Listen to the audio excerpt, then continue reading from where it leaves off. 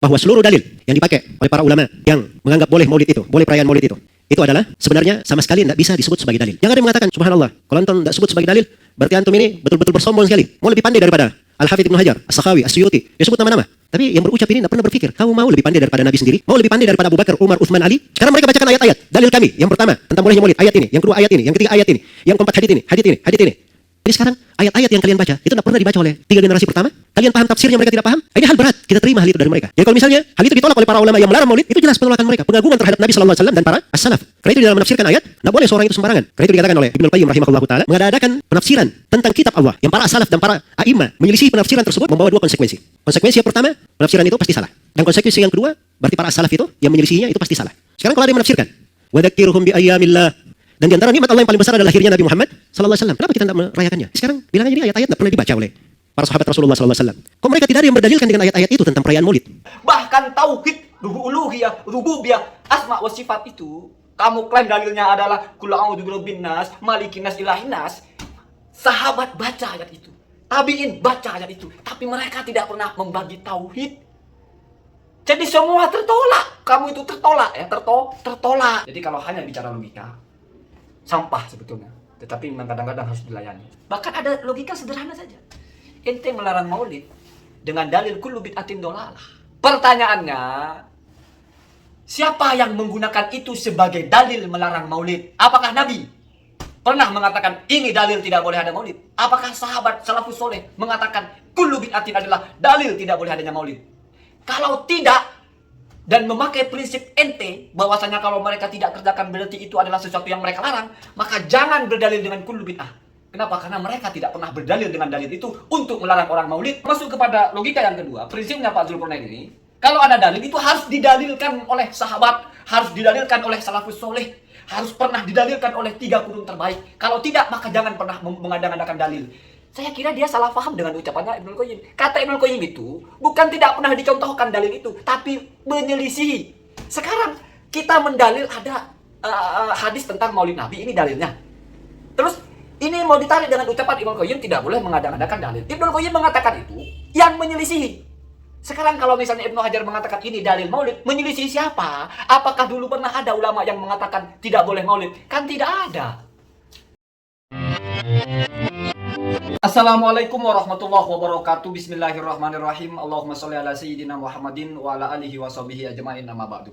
Jalanallahu wa iyyakum min ahlil khairi was sa'adah fid din wad dunya wal akhirah. Amin Allahumma amin. Apa yang disampaikan oleh Ustadz Salafi Wahabi, Ustadz Zulkarnain Sanusi, saya tidak anggap sebagai kajian ilmiah, tetapi hanya akal-akalan saja, artinya hujah logika saja.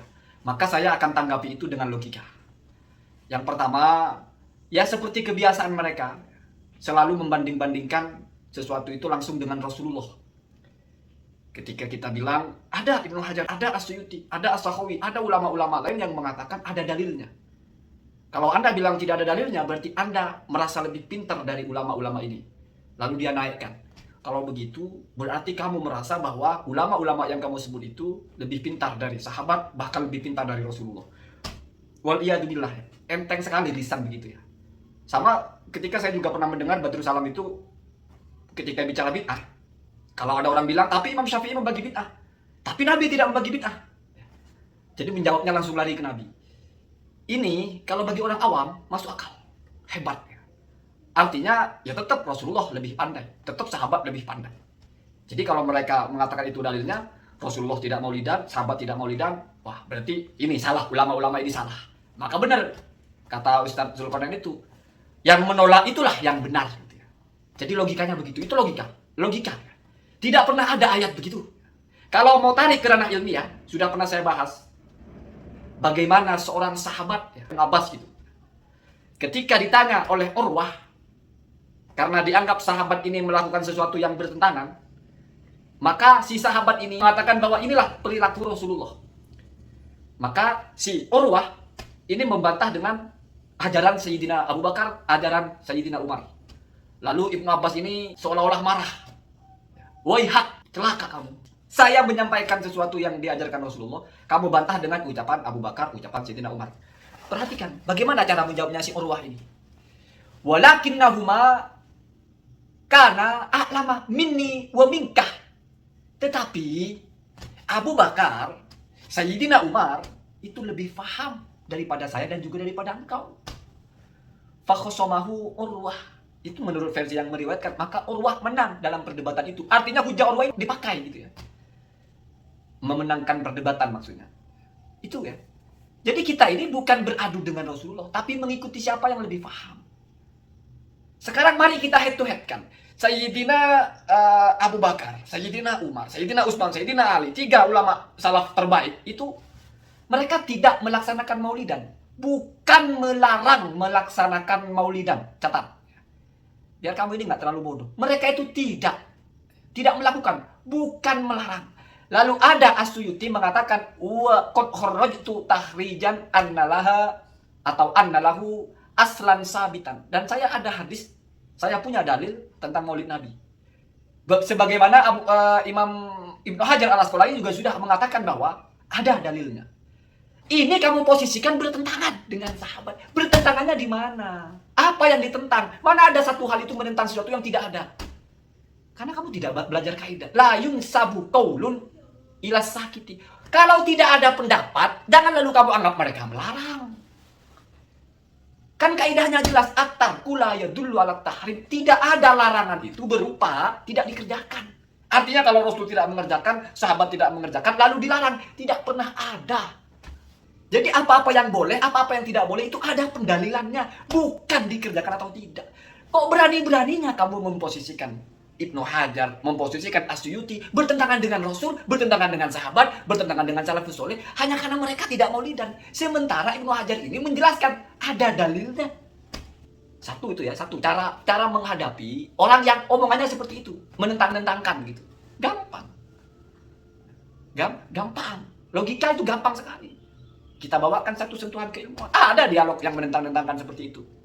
Jawaban kita ya gampang. Imam Syafi'i lebih paham hadis itu, Pak, daripada ente dikali sejuta kali pun ente itu tidak akan sujud kuku. Dan Imam Syafi'i mengatakan ada 2 bid'ah kalau masalah bid'ah.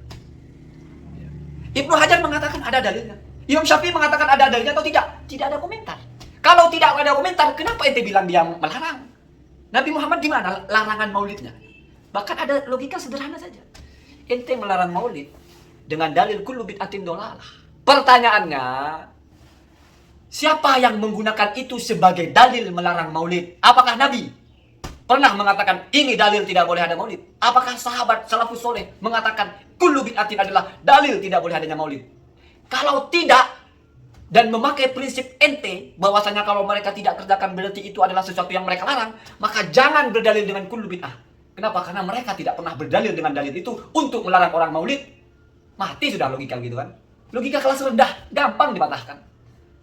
Kenapa? Karena kalau masuk kepada logika yang kedua, prinsipnya Pak Zulkarnain ini, kalau ada dalil itu harus didalilkan oleh sahabat, harus didalilkan oleh salafus soleh, harus pernah didalilkan oleh 3 kurun terbaik. Kalau tidak, maka jangan pernah mengadakan dalil. Saya kira dia salah paham dengan ucapannya Ibnul Qayyim. Kata Ibnul Qayyim itu bukan tidak pernah dicontohkan dalil itu, tapi menyelisihi. Sekarang kita mendalil ada hadis tentang Maulid Nabi, ini dalilnya. Terus ini mau ditarik dengan ucapan Ibnu Qayyim tidak boleh mengadakan dalil. Ibnu Qayyim mengatakan itu yang menyelisihi. Sekarang kalau misalnya Ibnu Hajar mengatakan ini dalil Maulid, menyelisihi siapa? Apakah dulu pernah ada ulama yang mengatakan tidak boleh Maulid? Kan tidak ada. Kalau mereka tidak mengatakan tidak boleh, tidak mengatakan juga boleh, kenapa ente berani mengatakan mereka mengatakan tidak boleh? Hanya karena tidak melaksanakan. Kan lucu ya, lucu. Atau kalau kita mau naikkan ya, saya bicara lompa-lompa kan omongan seperti itu kan bukan ilmiah.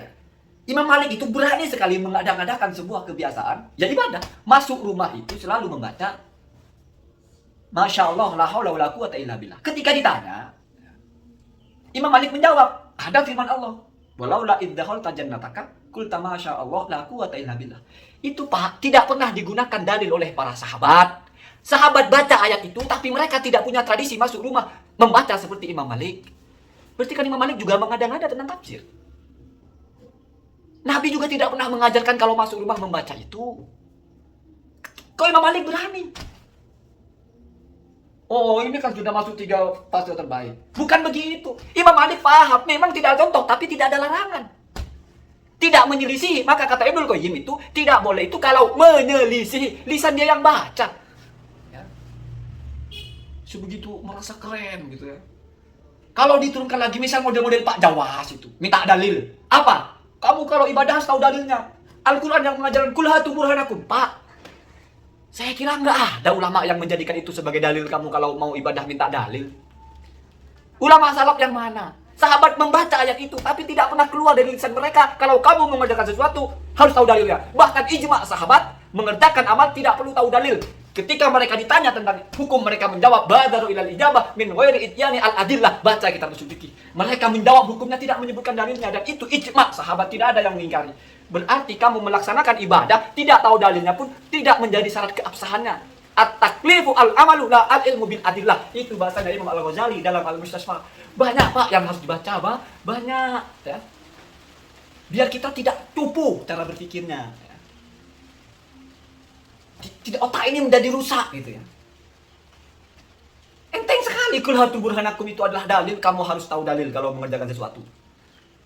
Kita tanya sahabat mana yang berdalil begitu?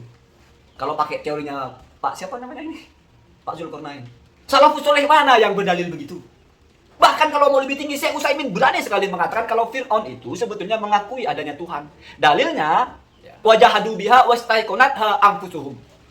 Padahal kalau kamu baca di tafsiran ulama itu tidak bicara Firaun. Itu bicara orang-orang umat Nabi Musa yang sudah percaya kepada Allah tapi tidak mau melaksanakan 10 perintah itu. Jahadu itu domirnya hum, mereka. Biha dengan 10 perintah itu wastaiqonatha anfusuhum, padahal jiwa mereka meyakini. Artinya mereka percaya kalau itu perintah dari Allah, tetapi mereka enggan. Zulman wa ulwa, karena mereka itu zalim dan mereka menyombongkan diri. Oleh Syekh Utsaimin ini dijadikan dalil bahwasanya Fir'aun itu sebetulnya dalam hatinya percaya adanya Allah. Padahal baca tafsirnya Ibnu Ashur, jadi jelas menyelisih. Fir'aun itu ya, bahkan Ibnu Taimiyah, Fir'aun itu nafa as-sifat wal mausuf. Fir'aun itu tidak meyakini Tuhan, tidak meyakini sifat-sifatnya, semua dianggap hilang. Tidak ada Fir'aun yang mengatakan dia itu adalah Tuhan. Buktinya Fir'aun berkata, "Paman rabbukum?" Siapa Tuhan kalian? Kalau dia sudah meyakini ada yang namanya Tuhan, tidak mungkin dia tanya lagi. Dan tidak mungkin dia mengaku dirinya sebagai Tuhan. Syekh Utsaimin berdasarkan dalil mengatakan Fir'aun itu beriman sebetulnya dengan rububiyahnya. Bahkan ya, orang-orang Salafi Wahabi itu mengatakan kalau Abu Jahal itu beriman dengan rububiyah. Lalu berdalil, "Wala in sa'altahu man khalaqas samawat." Ada nggak sahabat yang pernah keluar diksi kalau Abu Jahal itu beriman? Mereka baca ayat itu, Pak. Ini pakai logikanya Pak Zulkarnain ini. Mereka baca ayat itu. Salafus soleh baca ayat itu. Tapi kenapa mereka tidak pernah menafsirkan kalau Abu Jahal itu beriman dengan rububiyah, bahkan tauhid, uluhiyah, rububiyah, asma wa sifat itu? Kamu klaim dalilnya adalah qul a'udzu birabbin nas, malikin nas, ilahin nas. Sahabat baca ayat itu. Tabi'in baca ayat itu. Tapi mereka tidak pernah membagi tauhid. Jadi semua tertolak. Kamu itu tertolak ya, tertolak ya. Si malakama. Kamu ini dalil istiqro, ya, dalil penelitian. Mereka tidak meneliti. Kamu lebih alim dari mereka. Mati ya. Teori kamu membunuh diri kamu sendiri. Dalil istiqro, kalau kita perhatikan, mereka tidak memperhatikan, sahabat tidak memperhatikan gitu. Kenapa mereka meninggalkan membagi tauhid? Sehingga tidak pernah ada narasi tauhid ada 3. Bahkan ditambah Abu Jahal, Abu Lahab beriman kepada rububiyah. Sesederhana itu. Misnya salah memahami bahasanya Ibnu Qayyim, menyelisihi. Sehingga ketika Ibnu Taimiyah mengadakan hal-hal yang baru, tradisi-tradisi yang baru, misalnya mulazamah punya bacaan-bacaan tertentu, praktek pengobatan ala Ibnu Taimiyah, jidat ditulisi ayat yang ada karakter sama dengan penyakitnya. Nggak pernah Nabi begitu. Dan Ibnu Taimiyah tidak punya dalil. Ibnu Qayyim ketika ditanya dalilnya itu tidak menjawab apa itu dalilnya, tapi cuma mengatakan hadza ma fa'alahu syaikhi. Ini dikerjakan oleh Ibnu Taimiyah. Karena Ibnu Taimiyah paham bahwa masalahnya itu menyelisihi, bukan mereka tidak mengerjakan ya. Jadi gitu Pak ya, gitu. Lucunya kalau kamu bertanya dalil kepada Rasulullah, Rasulullah itu tidak pernah menetapkan ini dalilnya ini dalilnya ini, enggak pernah. Dalam masa sahabat itu tidak pernah ada bicara apa dalilnya ya. Harus kamu paham nggak ya? Paham. Dalil itu adalah bagi orang-orang yang sudah lepas dari masa itu lalu dirumuskan. Ini petunjuknya, ini petunjuknya, ini petunjuknya, ini hukumnya, ini kewajibannya, ini caranya, ini petunjuknya. Itu baru ada wacana, ada dalil ya.